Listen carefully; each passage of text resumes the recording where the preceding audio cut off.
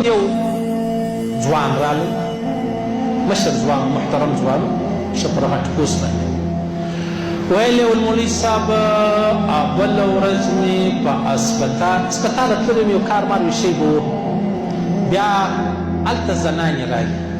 زنانې چې راغلې بیا د دې ډېره مهال بیا ډلیوري کیس نیوسلو، نو بچی پیدا سو، زوی چې پیدا سلو خامخا د هسپتال عمله دی وخوا او بله خواته کار و کتار کوي. کرار زنانې د مابین ځه ولاړې ورکې سولې، کوچنی ماشوم یې پر دا ځای پرېښود.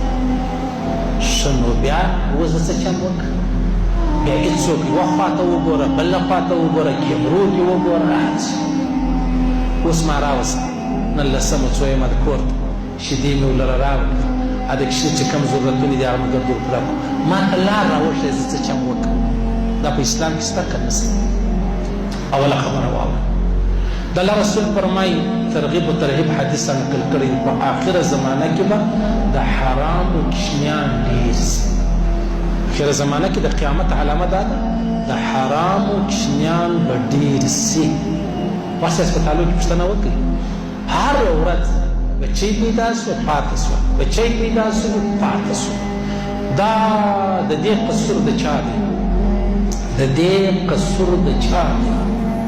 دا کم چا چې بدکاري کوله د خپلو 5 منټو دپاره، دا کم چا چې بېلاري کوله کمې زنیانې د 5 منټو دپاره خپل نفس نن دې د یو روح د یو انسان ژوند د ټول عمر دپاره د رسوایۍ د شرمندګۍ د بېعزتۍ سره مخامخ کړي.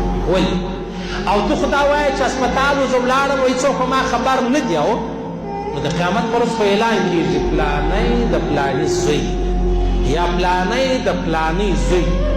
نو هلته خو جهان خو ګرده سره ګوري چې پلانی ستا زوی کله دغه پلانی ستا زوی کله دغه دا به اوس یې چمپه کوو. شته یې ول ښایسته ماشوم دی مولوي صاحب، زړه مې ژاړي زړه.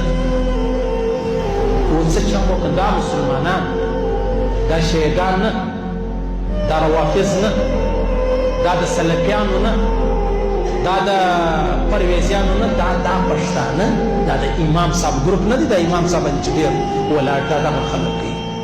د دې ماشوم قصور سته؟ څه قصور دی؟ دې سړي ما ته وویل مولوي صاحب زه څه وکړم؟ ما ته لاره راوښیه. ما خپله رایه ورکړله.